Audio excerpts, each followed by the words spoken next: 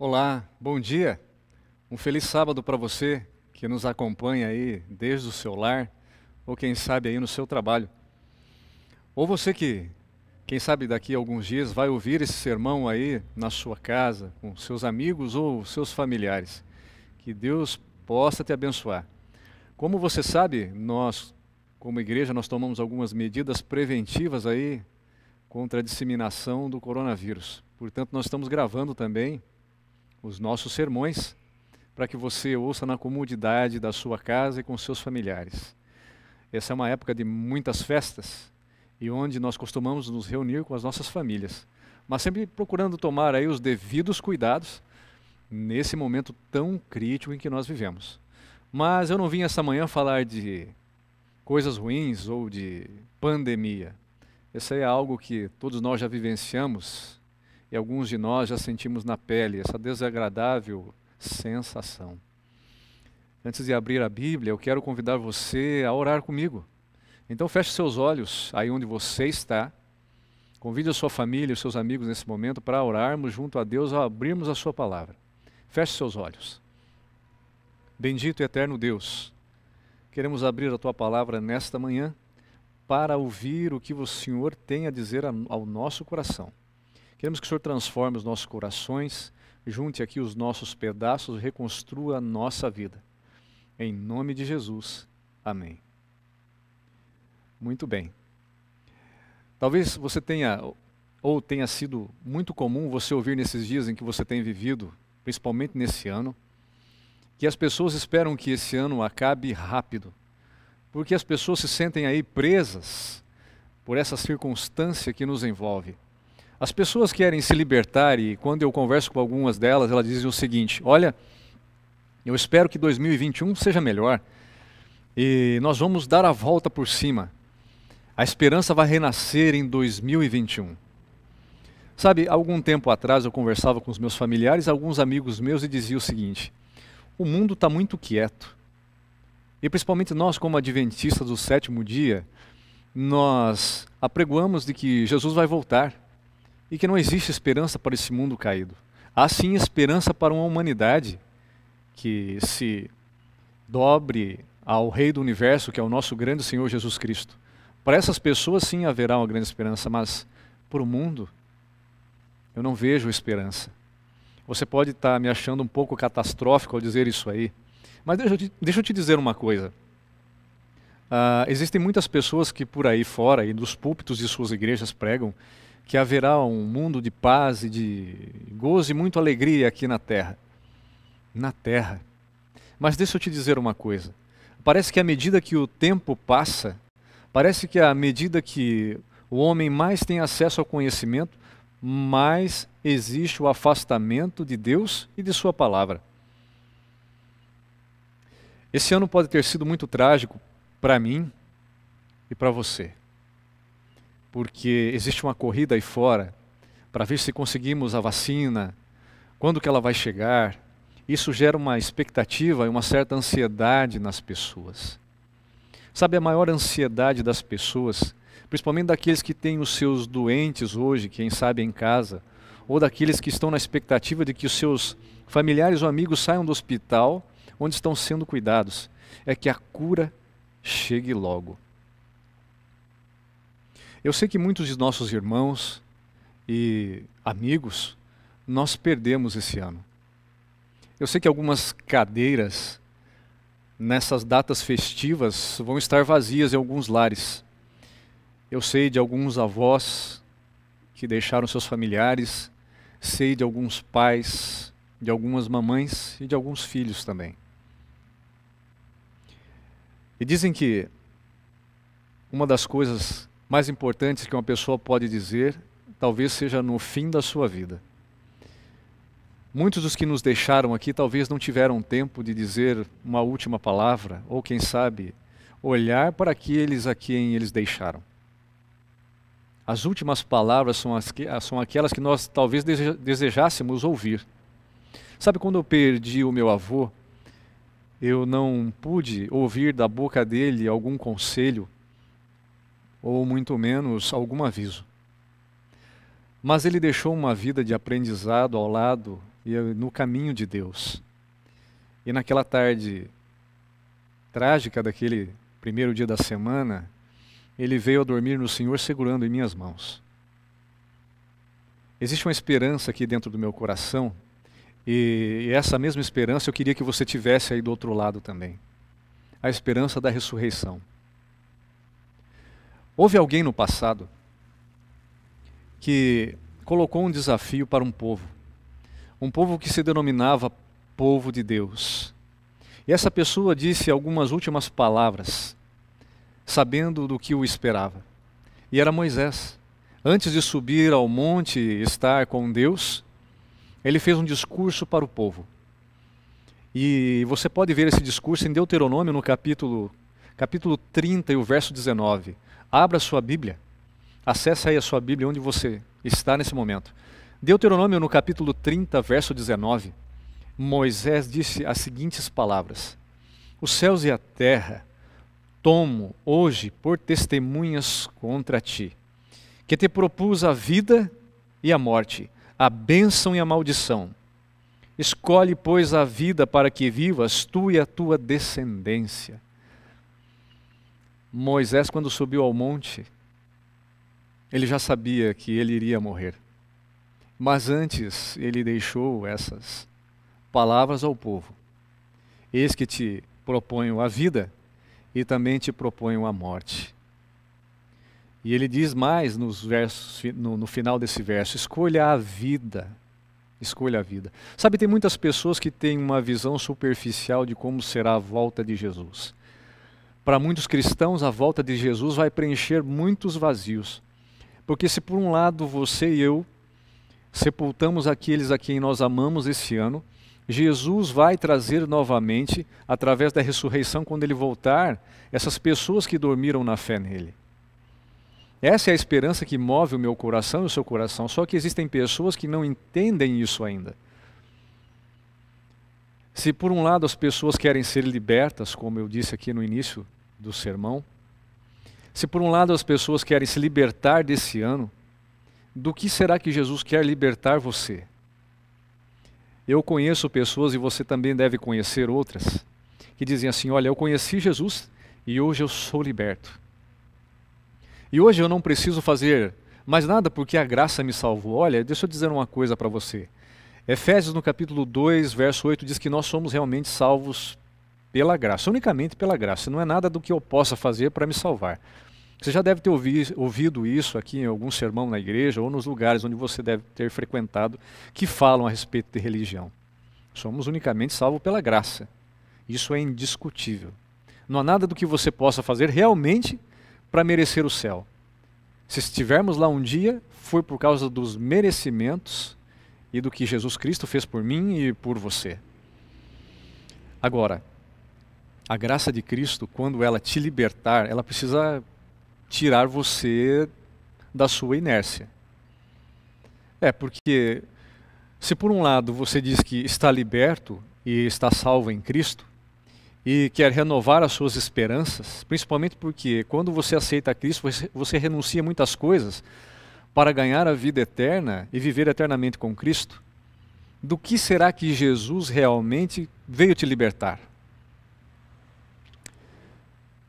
E observando algumas declarações aí fora, eu vejo que essas declarações talvez não estejam muito condizentes com essa questão da liberdade que se encontra na graça de Cristo. Porque se por um lado a graça de Cristo liberta, ela deve levar você a viver uma novidade de vida, é o que Paulo enfatiza. Que você deve viver em novidade de vida. Olha, se você realmente encontrou a Jesus Cristo, a vida que Jesus Cristo te propôs, então alguma coisa deve mudar na sua vida. Coisas básicas. Se você bebia, você vai deixar de beber. Até socialmente, meu irmão. Até socialmente. Olha, se você era um mau esposo, você vai ser um bom pai e um bom esposo a partir de agora, porque a graça de Cristo te transforma. Ela vai te buscar onde você está.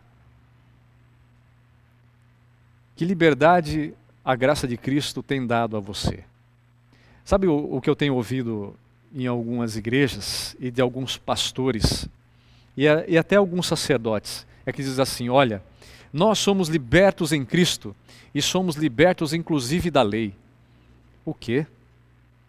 Você também está liberto da lei? Que estranho. E dizem por aí assim que a lei de Deus escraviza. A lei de Deus escraviza. Será que é isso mesmo que a Bíblia diz? Que a lei de Deus escraviza? Eu vejo assim muitos tropeços nessas palavras que a gente ouve aí fora às vezes apregoada por alguns meios evangélicos. As pessoas dizem assim, olha, eu sou salvo em Cristo, sou salvo pela graça, estou liberto da lei. E ao mesmo tempo diz assim, olha, guardem os mandamentos de Jesus Cristo. Você percebe a incoerência? Às vezes eu ouço algumas rádios por aí dizendo o seguinte, apregoando contra o fardo da lei, porque é difícil observar a lei de Deus, porque agora, pela graça, nós devemos viver em novidade de vida.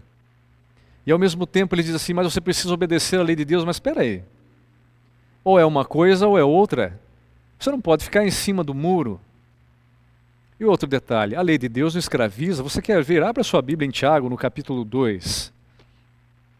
Abra sua Bíblia em Tiago, no capítulo 2, verso 12. Olha o que está dizendo aqui no verso. Verso 12 de Tiago, no capítulo 2, diz assim, falai de tal maneira e de tal maneira procedei, como aqueles que hão de ser julgados pela lei da liberdade. E se você for ver no verso 11, no verso 10... você vai ver que nessa carta a Tiago está mencionando os mandamentos da lei de Deus. Não adulterarás, não matarás, tudo isso está no verso 11 desse mesmo capítulo que eu acabei de ler para você.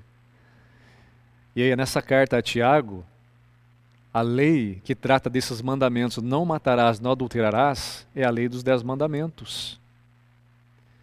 Sabe, existem algumas, eu vou usar uma expressão que não é minha, mas que foi muito bem colocada alguns dias atrás, as mentiras que só se ouvem dentro de uma igreja. E uma das coisas que mais me chamou a atenção, e aquele teólogo colocou, foi essa, e eu quero chamar você para a razão aqui. Presta atenção comigo.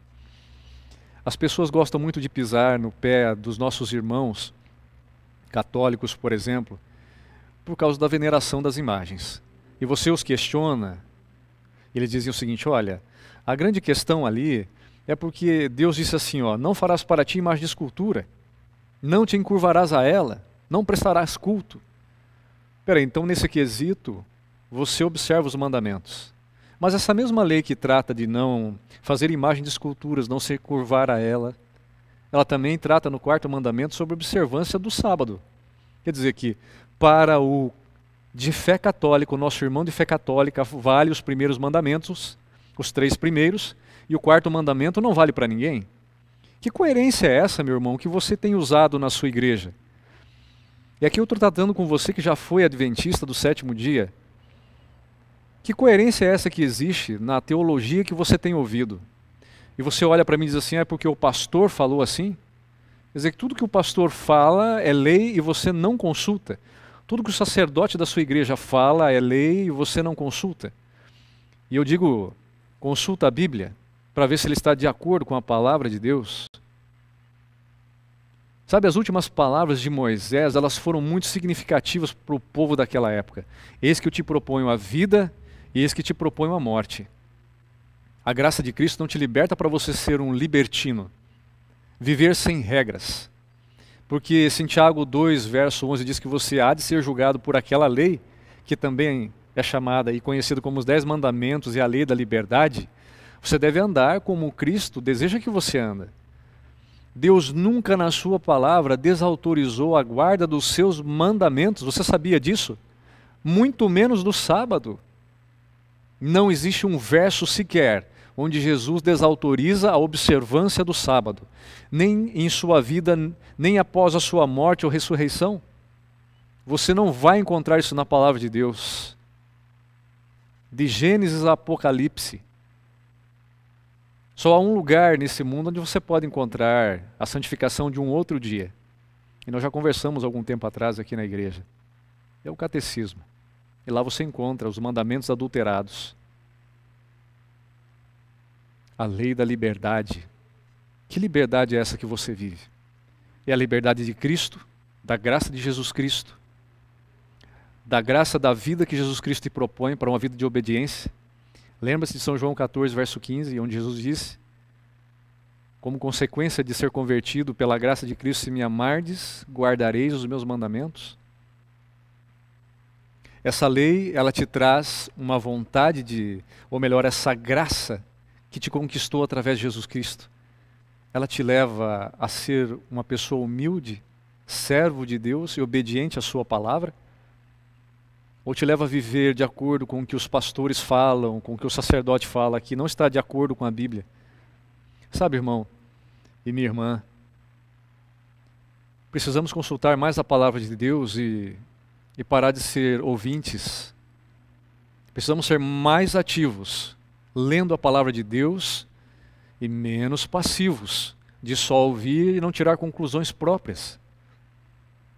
Vivemos numa época de muita incredulidade e descrença, que cerceiam as pessoas por falta de conhecimento da palavra de Deus. Jesus nos propõe vida ou morte. Não haverá meio termo. As pessoas acreditam que quando Cristo vier haverá um meio termo, mas não é isso que a Bíblia apresenta. Sabe o que a Bíblia fala sobre a volta de Cristo? Para aqueles que buscam liberdade, eu vou dizer a liberdade que a Bíblia apresenta para nós. Assim como Moisés propôs. Nós queremos estar livres desse ano. Há pessoas que querem estar livres de Jesus Cristo, mas não querem ser servos de Jesus Cristo e obedecer a sua palavra. A Bíblia, sim, da forma como Jesus Cristo apresenta e na sua volta, ele apresenta apenas dois meios de sermos livres. De sermos livres. Ou seremos libertos pela graça de Cristo, ou seremos libertos pelo fogo consumidor. Só tem duas maneiras de você e eu sermos salvos. Não existe outra maneira. Não existe um meio termo. E você pode consultar a sua Bíblia em 1 Tessalonicenses, você vai encontrar isso entre o capítulo 1 e o capítulo 2. Você vai encontrar isso nos livros de Tessalonicenses. Você vai encontrar isso também lá em Apocalipse. Quando Cristo voltar, o desespero que haverá nos que não aceitaram a palavra de Deus, naqueles que recusaram a sua graça. Não haverá uma segunda chance.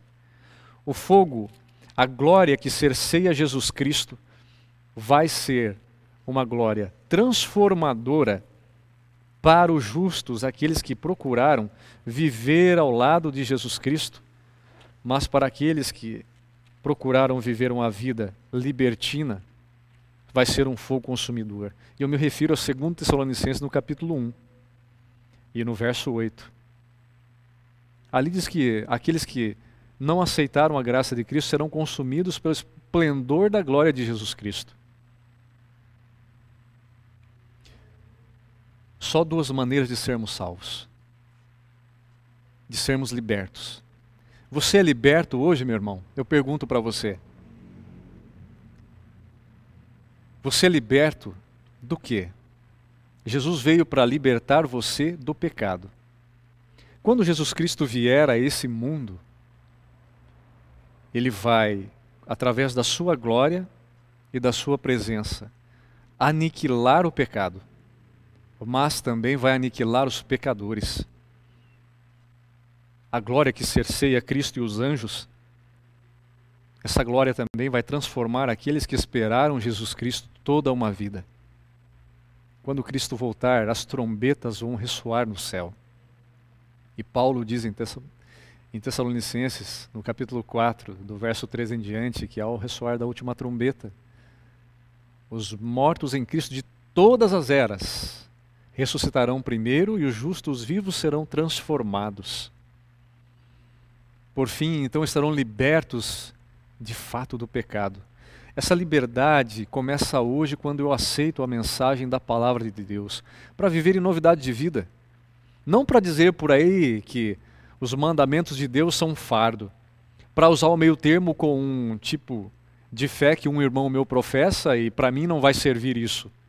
Ou você aceita a lei de Deus como Jesus mesmo propôs na sua totalidade dos 10 mandamentos, ou você a rejeita. No mesmo livro de Tiago, no capítulo 2, verso 10, diz que aquele que guarda todos os mandamentos e tropeça num só ponto, torna-se culpado de todos. Quer dizer, o que serve para um não serve para mim? Sou eu quem escolho os mandamentos a quem vou obedecer? Que graça é essa que eu aprendi? Que graça é essa que estão me ensinando na minha igreja? A graça de Cristo ela é completa. E ela vem para transformar os seus conceitos. E vem para abrir o seu olhar, ampliar o seu conhecimento da Bíblia. Olha, irmão, deixa eu dizer uma coisa para você. Você não é salvo por obedecer os mandamentos de Deus. Eu já disse para você, você é salvo pela graça. Unicamente. Mas o amor que você tem em Jesus te faz com que você obedeça aquilo que Ele lhe pede. Só 2 caminhos. Só 2 caminhos. Ou vida, ou morte. Ou você será liberto quando Jesus voltar, definitivamente pela graça, ou você vai ser liberto, infelizmente, pelo fogo. Que caminho você quer escolher hoje? Assim como Moisés propôs, eu proponho para você também a graça completa de Cristo. Sabe, não é algo que você pode pagar, já foi pago por você. Só basta você aceitar. Mas quando você aceita na totalidade, é preciso aceitar a palavra de Deus também como ela é. Quando Jesus voltar, em Malaquias no capítulo 4, é o último texto que eu quero ler com você esta manhã, neste sábado, ele diz assim, ó: mas para vós outros que temeis o meu nome, 4 de Malaquias, verso 2, que temeis o meu nome, nascerá o sol da justiça, trazendo salvação nas suas asas. Pisareis e saltareis como bezerros soltos da estribaria. Vai ser um momento de muita alegria para você que esperou Jesus uma vida inteira. Jesus vai brilhar para você como o sol da justiça. Mas sabe o que vai acontecer para os ímpios? Veja no verso 1. Pois eis que vem o dia e arde como fornalha. Todos os soberbos e todos os que cometem perversidade serão como restolho. O dia que vem os abrasará, diz o Senhor dos Exércitos, de sorte que não lhe restará nem raiz, nem ramos. Você percebe que é apenas 2 escolhas. Não existe um estado intermediário, não existe um planeta para onde eu vou ser retirado para ali continuar queimando. Deixa eu dizer uma coisa para você. A Bíblia sim fala de algo que vai queimar. A Bíblia sim fala de um fogo que vai consumir o pecado. E ai daquele que estiver apegado ao pecado. Vai ser abrasado também. A glória de Deus também vai ter um poder transformador. Vai transformar pessoas para levar ao céu. Na glória de Deus, no céu que está reservado para você e para mim, não existe a possibilidade nenhuma de existir pecado. Nem um mínimo resquício. Você sabe e conhece que o originador do mal que vivia no céu foi expulso de lá. Porque no céu não pode haver mancha de pecado, a não ser santidade aos pés do Salvador. A graça de Cristo hoje nos convida a obedecermos a sua palavra completamente. A graça de Cristo convida você a viver em novidade de vida. Mas deixa eu te dizer uma coisa, não é algo que vai ser do seu próprio esforço. Porque quando você diz um sim para Jesus, o Espírito Santo vem e te abraça. E te ajuda nessa caminhada cristã.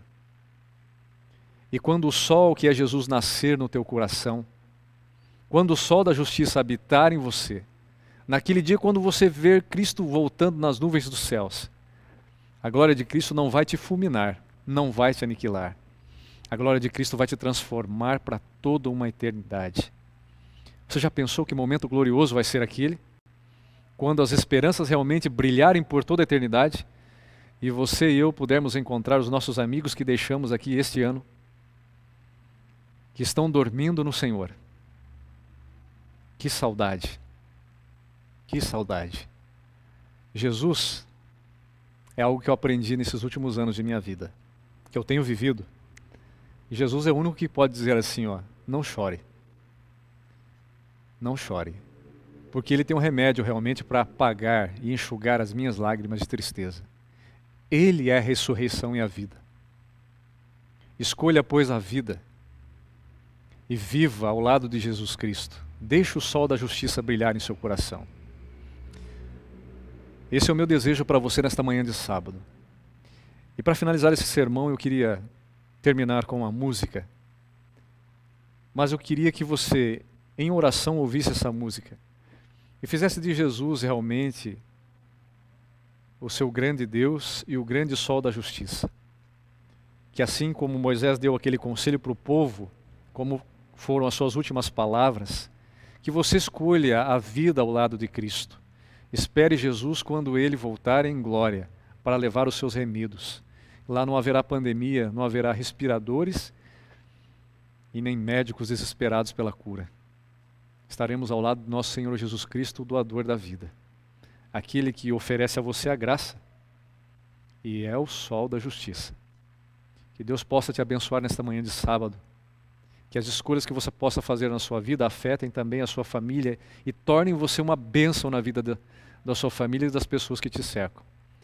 Que Deus seja louvado por sua escolha e sua ótima decisão.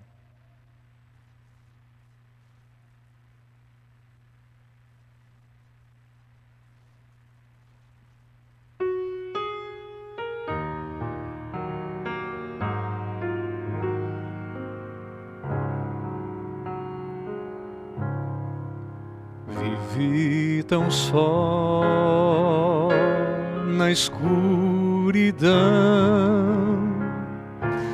buscando luz, porém em vão. Quebrado fui, ninguém me amou. Foi quando o sol me iluminou. Jesus é o sol, Jesus é o sol, fonte de luz, o sol dos sóis. E se a noite vier ao meu viver, meu sol trará o amanhecer.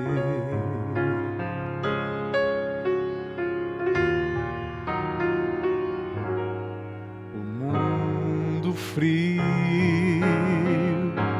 me desprezou e a noite escura me abraçou. Estava quase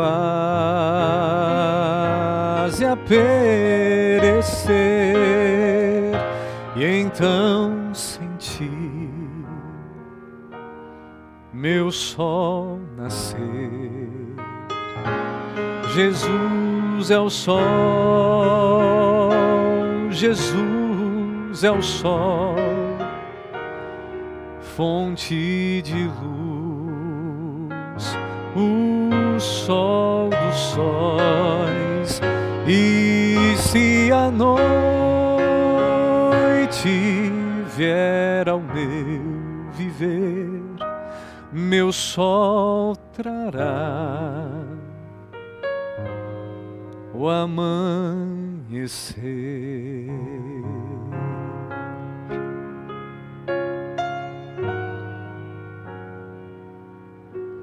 O amanhecer.